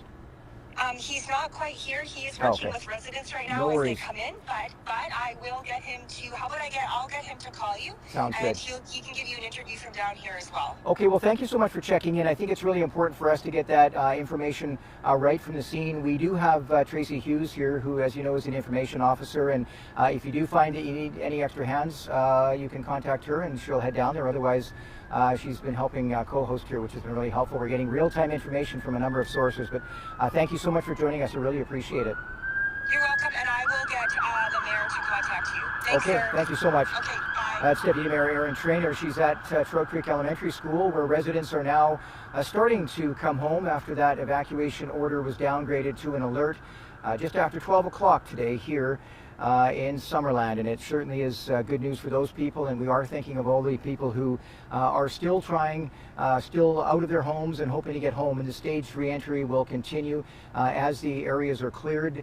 Canada Task Force 1 is in the area, and they are literally working neighborhood by neighborhood. They've probably gone through a big portion now. I was told they'd be here for 3 to 4 days approximately, and in some cases, they're dealing with some pretty difficult circumstances where there might be some serious fire damage, and there can be some real hazards there, and they're clearing the sites to make sure that the rapid damage assessments can continue. Because it is such a volatile wildfire, when they're going through those neighborhoods doing the rapid damage assessments, they have to be aware of where the fire is, and there have been times where the crews have had to pull back because of that fire. I'm going to see if I can go back. Maybe Tracy, I'll ask you I don't know if you can access YouTube on yours, but maybe I'll get you to come in. Well, instead of multitasking like this, I'll ask you to come back in and tell us a bit more about this re-entry process as far as the re-entry kit and what that might look like. And I'll see if I can find a few more questions on the live stream here. Certainly, thanks, Eric. Again, important for residents to be aware that they have been downgraded from an order to an alert. That means you can go home. As the Deputy Mayor mentioned, people can come to visit you, but it is still maybe not going to look exactly like you're used to. We've certainly had sirens going by, the helicopters are still overhead, and those are all reminders that this fire is still active. So we want everybody on alert to remain prepared. Just because you are going back into your home doesn't mean that the threat is over. You'll look at the BC Wildfire dashboard and that fire status remains out of control. It has not been moved to being held. It is definitely an active fire, and there still is risk. So please don't unpack everything just yet. Keep your guard up, stay prepared, and just like all those things you were doing when you're on alert, to be ready in case things happen. I found the chat here, and now I've got it up on my phone. Someone's asking about Skaha Hills in Penticton. Any information about when the alert will be lifted? Very difficult to say, but what happens is BC Wildfire will make a recommendation, and there are other agencies involved, and it could be anything to do with hydro or whatever the issue is. But for an alert, that simply means you do need to be prepared to leave at a moment's notice. I don't have a current update on when the alert will be lifted, and it's very difficult to make a guess on those types of things. But what I can tell you is if the status changes, whether it's downgraded or rescinded, or if it's changed to an order or anything changes, you'll find out through Voyant Alert and the other channels through the Regional District of Okanagan, Similkameen. People are asking if we can post how to access the guide online. Okay, well, you were involved in that. One thing I know is if you go to rdos.bc.ca, there's the Emergency Operations Center link, and then where would you go from there? Yeah, so there's a special re-entry link on that website. So there's a banner, you're going to click into that, you're going to click on the re-entry, and then you'll see a drop-down menu that says Trout Creek. If you go into that, there's going to be that information. That's because some of the information that's been gathered is specific to this return. These guides, as we talked about, are going to be updated. They're going to have to change depending on the level of damage in your neighborhood. There might be other issues. So right now, that guide is for the Trout Creek residents, but it does have really good general information. If you're wanting to stay informed, it's a great way to do that. We have a question here about power and how long it was out. I spoke with Graham Statt, the CAO of Summerland, earlier, and also he's also the regional EOC director. I talked to him yesterday about that, and hopefully what can happen is people, as part of their re-entry kit for those specific neighborhoods, they get all the information about what to do, but there was talk that maybe they could find out how long the power was out at their property. And I had heard 5 to 8 hours for Trout Creek, but I can't confirm that at the moment. I mean, that's what I had heard, and I believe Graham said that. But what I will commit to, though, and maybe this is something we can bring back to the folks at the Emergency Operations Center, is let's confirm what that process looks like to get people the information specific to how long the power was out. And I'm in the field right now, so I won't be able to verify, but I hear your question, and I think it's really important. I see Erin is here from BC Wildfire Service, so in just a few moments she'll get it set up, and we'll hear what she has to say. And people on alert, or excuse me, people who are actually on order, so if their property is under an evacuation order, they're eligible for the funds. If they should be eligible for funds through ESS, Emergency Support Services, but not if you're on alert. An alert correct. Is different. I don't know if you want to talk about that at all. I know you probably know a fair amount of that from your time with that Bush Creek wildfire. Absolutely. Once you're on or off order, once you're allowed to go back to your home, those supports will stop because you're allowed to go back home and resume pretty much your normal lives. So when you're on alert, there are no supports other than in special cases. For example, seniors who may be in care homes, that kind of thing. There's special rules around things like hospitals, care homes, and the alert status. But for the general public, when you're on alert, you're allowed to remain in your own home, and those supports only kick in if you're on order. I feel like I'm scrolling here. It seems rude, but I'm trying to find questions. My name is Eric Thompson, and I'm really happy to be here today with Tracy Hughes, and also want to acknowledge the other people working in the information section, Joanne and Kate, Joni, and the others who are working behind the scenes to make sure that we have the most accurate information so that we can share it with you, but also sharing that information through the website and the other channels. You made some reels that were a big hit, we heard, and those reels were really intended that you're using reels, and that's through Instagram, to just provide 2 or 3 bullet points about important topics. Can you just remind me of some of those topics that people need to know about? Yeah, so we're trying to basically focus those reels on the latest information, those things you need to know, and 2 minutes or less is our goal. So we're using those to just really give you a quick hit of what you need to know in the moment. and give you the very latest information. So, you know, obviously there's more information available on the website. There's more information available here through Eric with the live stream that he's able to do. BC Wildfire joining us. They're the agency that is fighting this fire. You know, so many people working to ensure that you guys can come home and that this fire gets under control. And so they're going to be here providing information to you about that status. And I know everybody, of course, is anxious to get those information about where's the fire moving, what are the winds doing, what's the threat level now, when can we go home. And Aaron will be here shortly to help provide some of those answers. Okay, with that, I'm going to step in and move my papers out of the way here. We're going to take a short break, and we'll stop. We'll keep the live stream going, but we'll take just a short break, and that'll give Aaron Catherall from BC Wildfire Service a chance to set up. And maybe I'll ask Chris if he can, before we shut the audio down, if you can pull wide a bit to show people that we have I don't know if you want to do that. Can you do that? Sure, he's pretty flexible. Just to show people what we've got set up here. It's not overly fancy, but it is a mobile version of the stand-up desk, also known as a podium. We brought it out into the field here. We're broadcasting live from a parking lot at the Summer Fair Plaza, a plaza I actually spend a fair amount of time at because there are a number of stores here that I frequent for my pets and food needs. So we will continue on in just a moment with our BC Wildfire update at 2 o'clock, and we had a good opportunity to speak with Aaron Catherall yesterday. That would have been the 13th of August, and we talked about a lot of different things, and she's going to remind us again, first of all, what's going on with this wildfire, but then from there we'll talk a bit more about some of the other information that you need to know, and probably some of the questions you have about fighting fires. And I think we'll talk about that term, fighting. Do we fight fires or do we respond to them? It's all about the terminology when you're talking about wildfires. So I'll take a short break, and we'll continue with our BC Wildfire update as part of our ongoing live stream, which will continue until 7 o'clock Pacific time. Thanks a lot for joining us.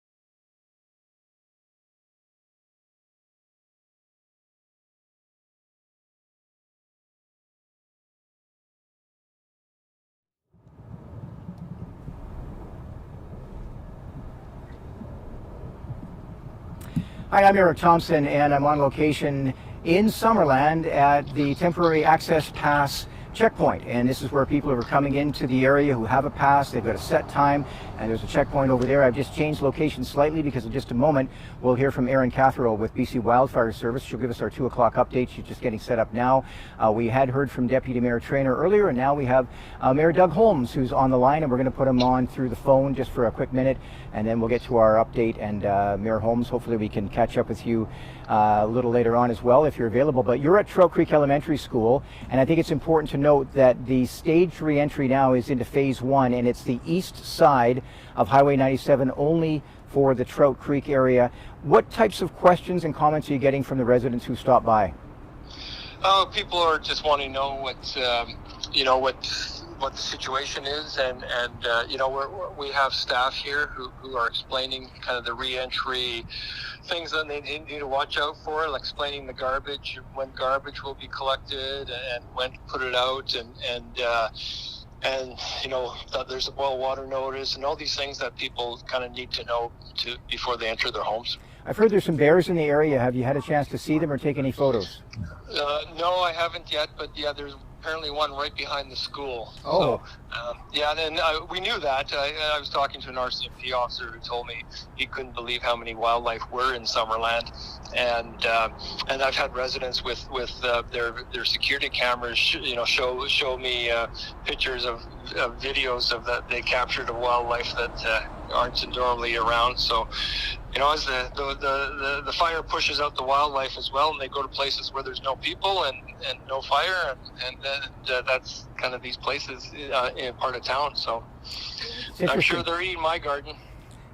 Very interesting to know that people will now have to be aware of that as well. But we had heard earlier that people were wondering about other areas, the staged re-entry and when their homes will be available, or when they can go home. What are you telling people when they ask you that?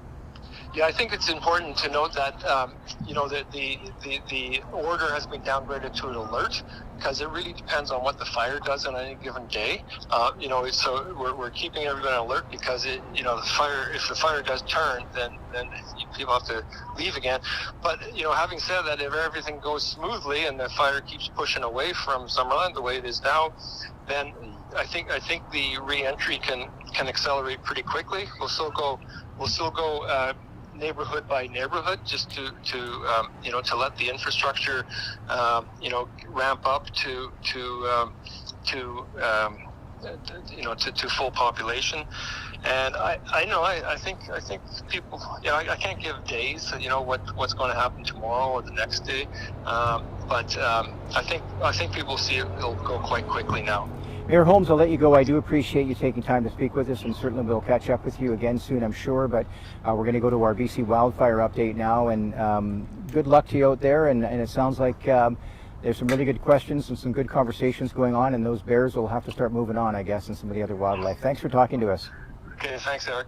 That's Mayor Doug Holmes, who is the mayor of Summerland, and some interesting news about the bears that are roaming through the area, and it absolutely makes sense. I'm going to pause for just a moment here.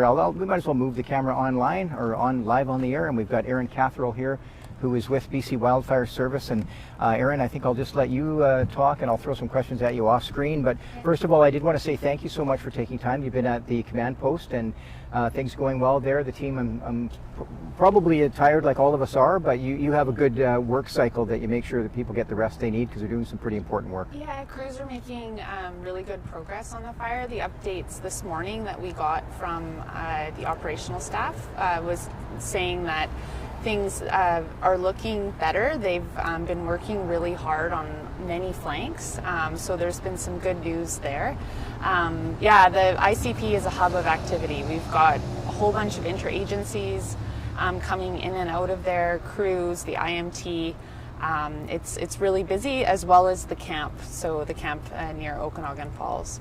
Well, I'd like to ask you a few questions, but I'll just open the floor to you if you want to do your update, and sure, I'll stay out of the way there. And I know you've got lots to tell us about what the Bald Range Wildfire has been up to, and what you might assume, or you're looking at as possibilities going forward. For sure. And just before I give the update on the fire, I just wanted to make a note. We've received a couple calls from the public just asking about help with navigating the website, and One tip that's really helpful is when you are on the Bald Range Wildfire online on BC Wildfire Services webpage, there is a button that says response, and so if you click response, that's where all the updates will come. So just make sure to catch that button for response, and that information is updated every morning and night, and if there are any significant changes throughout the day as well. So we really encourage the public and media to visit our website for the most up-to-date information.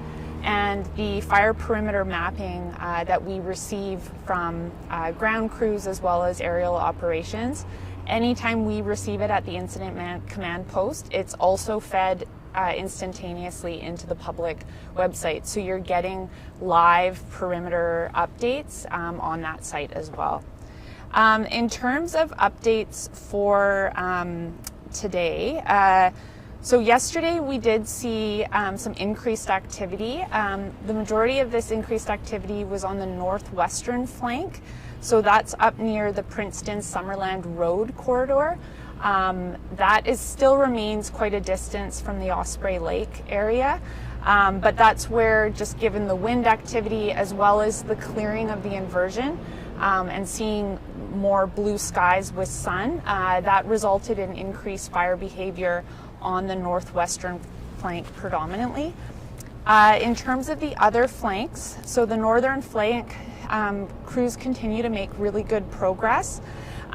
We have firefighters continue to conduct planned ignitions to secure control lines, and they're making great headway on that. We have structural protection personnel and crews in and around that area. For the southern flank, which is Mount Conkle and the Shingle Creek Road area, firefighters are continuing to make good progress also. Still working on establishing those control lines, working from the east to the west. The fire still remains on the western side of Mount Conkle and west of the Ecological Reserve. Again, we have crews in and around there working on patrol as well as structural protection personnel to extinguish hotspots as they flare up. On the eastern flank, so that's the Highway 97 line side with Okanagan Lake, things are looking very favorable with suppression efforts. So we've had some aerial scans to identify hotspots in this area and throughout Summerland, and crews are continuing to action those hotspots. As mentioned in yesterday's update, a hotspot is an area on the landscape where there's intensity of heat. Sometimes it can be above ground, other times it can be smoldering roots that you don't see a visible flame, but it can be under the actual surface of the ground. And so that's when we have crews come in with their tools, they'll dig it up and they'll make sure that it's cold to the touch. They'll be using hose line and making sure that things are completely extinguished. And then in terms of the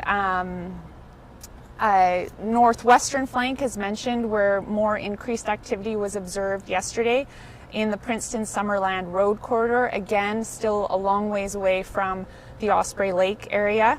We do have firefighters and heavy equipment in there continuing to establish and reinforce control lines and conduct planned ignitions when conditions allow.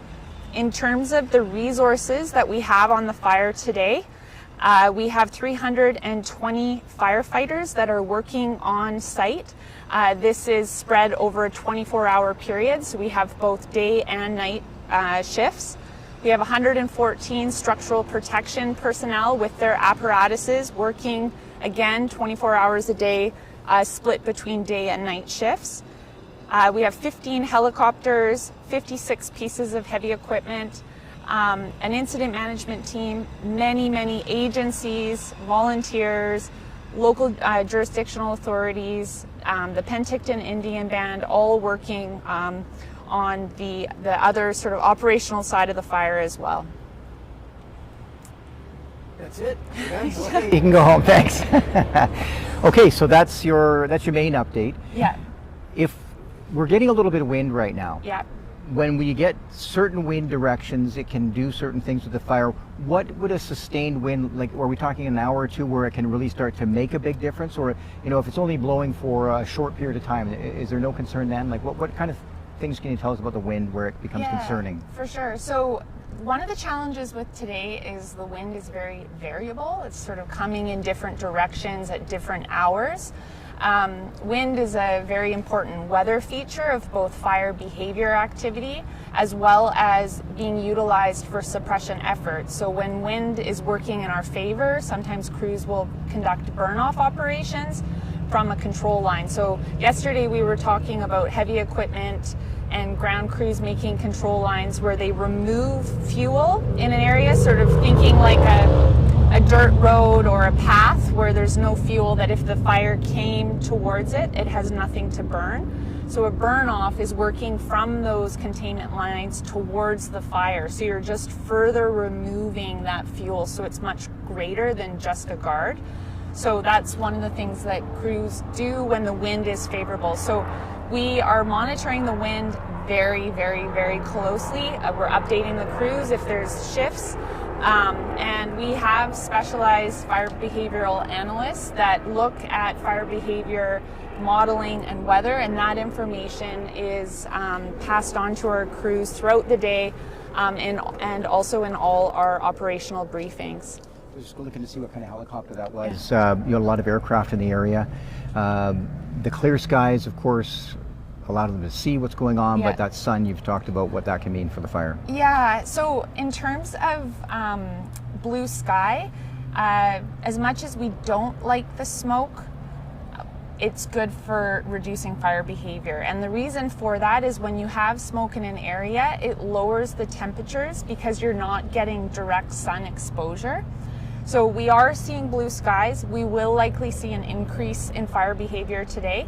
That said, crews are making good progress. That was the update this morning, and I think that's a really good thing to share with everyone. And they're continuing to work on those priority areas. In terms of the weather indices, since June 1st, we've had 12 millimeters of rain. Wow. Since July 1st, it's been 2. And August it's been 0. So things are tinder dry, and that speaks to just how volatile we have seen the fire in the past week, especially that Friday night when things took off. So we are in a drought, conditions are very dry, and when you couple that with wind that isn't working in your favor and you have blue skies, that's when you start to see an increase in fire behavior. A couple of comments on the YouTube chat. One is that the BC Wildfire website is still showing the order for the Trout Creek area, east side of the highway, still showing. I know you'll be updating that, and basically that order or alert, those orders and alerts that you see from the local government, that information then is relayed to BC Wildfire Service, Emergency Info BC, and other partners, and then they'll go about the process of updating their website as well. But you'll get the, the original information is going to come from the local government. Yeah. And do you do that on the website? Are you the one that has to go do that? So actually, it's always the local jurisdictional authorities that will implement an evacuation order and alert or rescind. That information is sent off to EMCR, which is Emergency Management and Readiness. And when that information is collected, it's automatically populated into our website. So given that regional districts are the first ones to put in the recommendation, we always encourage the public to go visit the local jurisdictional authority for the most up-to-date information, because it will come there first and then it gets populated once it's submitted onto our website. So you will see that update, but again, we really encourage the public to visit the local jurisdictional authority websites, because that is where the information is first posted. Seems people are really interested in the number of aircraft that are working at any given moment. Are you finding that? Do you hear that from people as well? Yeah, we've had some questions. We have a lot of aircraft on this fire. So today the number was, I believe it was, 15. During the night, we've also been having our night vision helicopters. So one thing with helicopters is they can't fly at night unless they are a night viz capabilities. And so we have been utilizing those night visibility helicopter groups. So within each group, there's 3 helicopters to help with fire activities during the night as well.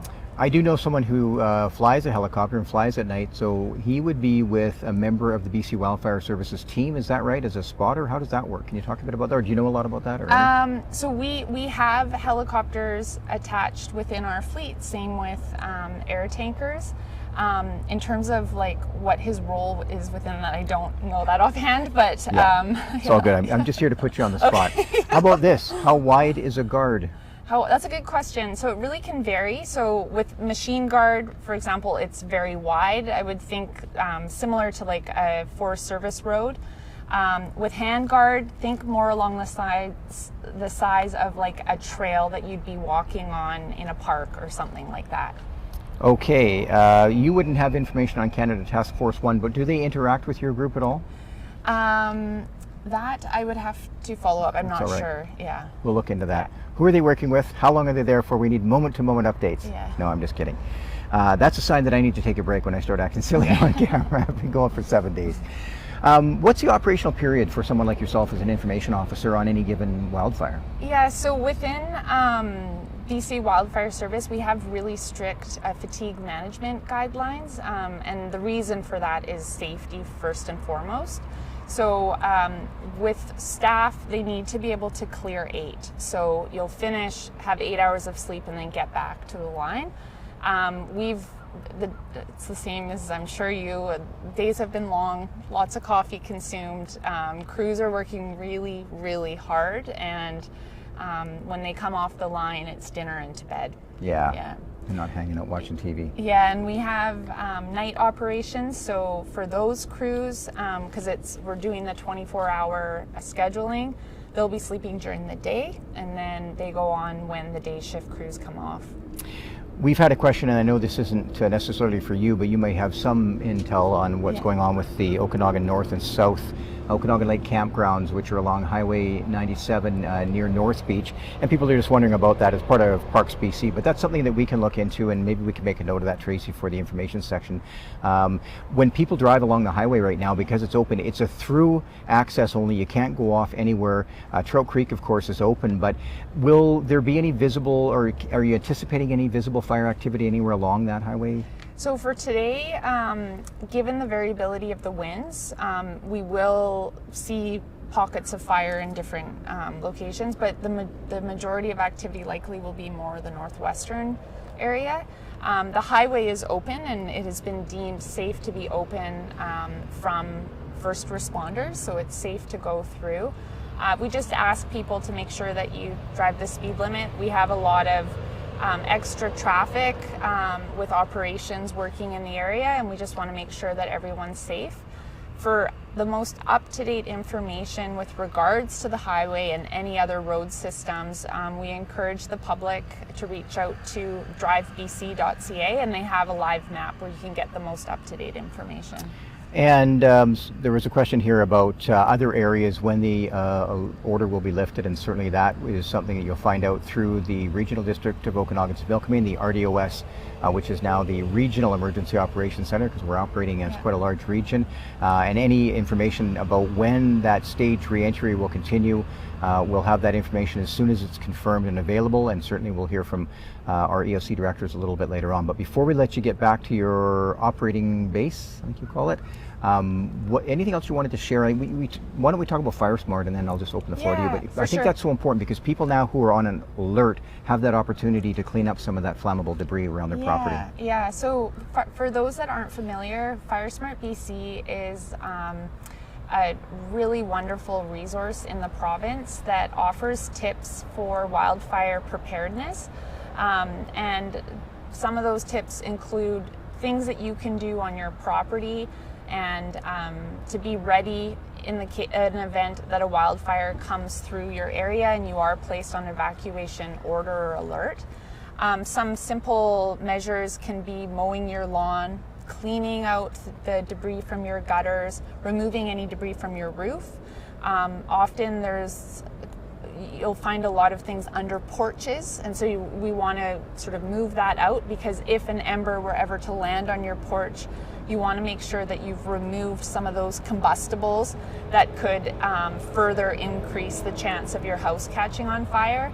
Another tip that's really good is removing any stacks of firewood for the winter away from the side of your house. And in terms of vegetation, making sure it's really well watered. I know water is more challenging here, but that's something to consider in the types of plants that you have around your property, making sure that they're more fire resistant. But in terms of simple measures that you can do today if you're on evacuation alert, I think really thinking about keeping grass short, removing any sort of debris from around your house or under porches, and cleaning out gutters are really good steps to take. When we talk about fire smarting, I think it's important to note now is not a good time to have a chainsaw going or anything that could cause a spark. Yeah, we really want people to be extra careful. There are a number of fire bans in effect for the Kamloops Fire Center area. And if you are in the backcountry or doing things that pose a risk, you want to make sure that you've done the research, gone and checked out the Kamloops Fire Center bans and restrictions for any updates in your local area. Okay, any final thoughts? I didn't update on the hectares, which is an Oh, important okay. thing Excellent. to do. So the fire size as of now is 19,891 hectares in size. There has been a little bit of growth since yesterday, but most of that has been up in the northwestern flank of the fire in the Summerland-Princeton Road corridor. But again, it's a ways away from the Osprey Lake area. Okay. Two final questions that came in through the chat. One was, do the firefighters have electrolytes? Do you call them firefighters? What's the correct terminology? Firefighters, crews. It's okay. Crew, okay. Yeah, there's a multitude of... I'm assuming there are electrolytes available to There's them. lots of electrolytes Okay. and lots of Gatorade. Thank you for asking that. Yeah, we make sure that our crews are very well fed, have the calories to cover what they're exerting throughout the day, because it's very manual and physical work, and lots of hydration as well. But that's a great question, and they're very well provided for. I don't want to put you on the spot, but about the weather over the next few hours, someone was asking any concerns, because you have mentioned weather before. Do you have any key concerns right now about the weather that you're looking at? Is it just that unstable wind? Yeah, so today is more unique than other days in the sense that the wind is really changing all over the place. You can feel that out here right now, right? Yeah. At the moment it's blowing this way, and Yeah. now it feels like there's nothing. Yeah, and we, in our update this morning, it was an hour here this direction, an hour here that direction. So the takeaway is that it's moving in like a multitude of directions. In terms of fire behavior, wind for sure is a variable that can impact that. Blue skies. And there may be a chance of thunderstorm activity later this afternoon, early evening, which through the convective atmospheric instability, it can create gusts of winds as well that could contribute to further fire behavior. But crews are making good progress. That was a really positive thing to hear this morning in our update. And they're working really, really hard. Well, thanks, and as we said yesterday, pass along thanks from everyone. Yeah, for sure. Thank you for coming in, and we'll talk later about when we might see you again, and we'll let people know once we've confirmed some times, and hopefully your weekend is calm. Okay, yeah, thank you. That's Erin Catherall, and she's with the BC Wildfire Service, and I'll let you wrap up your computer there if you want, and I Sure. think I'll, in just a few moments, wrap things up here too, because we're going to head back to our Emergency Operations Center, and what that looks like for us is that as soon as we wrap up here, we're going to cut off our live stream for a bit while we travel back to Penticton, and then once we get back to Penticton, we'll start that live stream up at approximately 4 o'clock. We're going to try and aim for 4 to 6, and then at 6 o'clock we'll have our regular update that we have with our EOC directors, and we'll find out more about this staged reentry, where that's at.